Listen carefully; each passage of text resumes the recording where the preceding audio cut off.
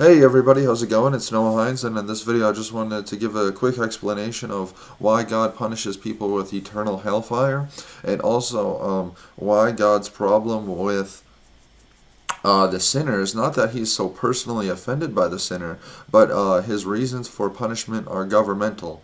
Let me give you an example. If, say, there's a law against stealing cars, which, there should be because, theft is a violation of somebody's will.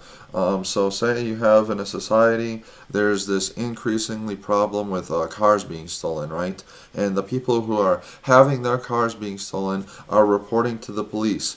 But what if the police just kind of sit there and they just kind of mock and scoff at the people who are reporting this crime, and there's no enforcement of the penalty? Well, what does that do? It influences rebellion, it encourages rebellion, and the law is demoted to something of that of just more kind of like a reference or a guideline. It's not really enforced. See, the punishment of God is actually an act of benevolence, because what does punishment do?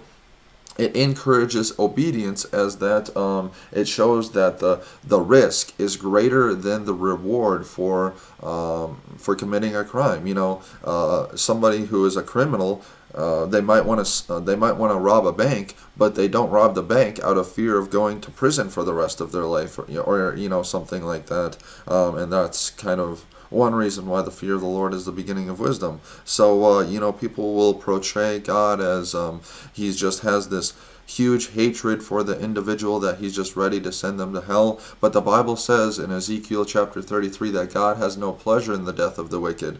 And if God just freely lets men go, which he wants to do, but at the same time he wants to have his law honored, right?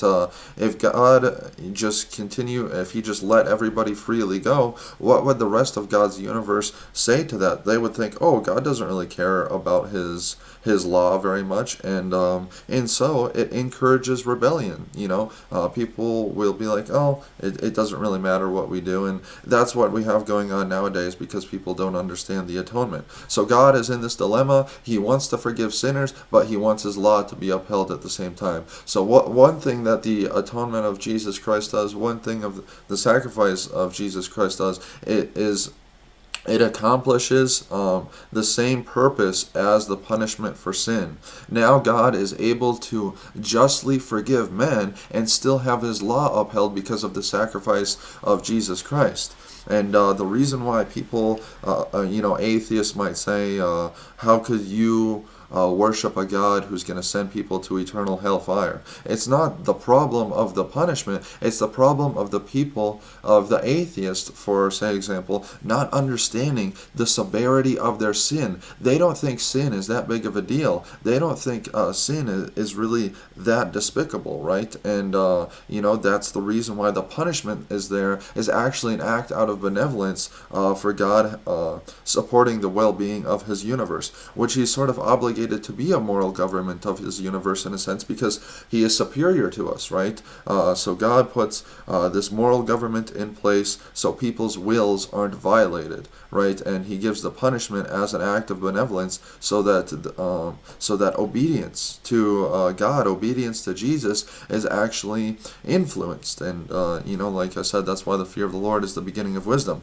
To kind of wrap it up, and that's why the Bible says if we sin willfully after we've received the knowledge of the truth, there remains no more sacrifice for sin. That's because God would have the same problem once again. So God still wants to forgive the individual, but if they're taking advantage of the atonement of Jesus Christ, if they're continuing in sin, what they're doing is devaluing. They're putting Jesus to an open shame, and they're devaluing the atonement of Jesus Christ. And God would have the same problem all over once again, and it would be showing partiality. It would be showing favoritism of God to just continue to forgive somebody who willfully sins, and then the rest of the universe, like I said, is going to look at that and be like, oh, well, God's just allowing rebellion to continue on.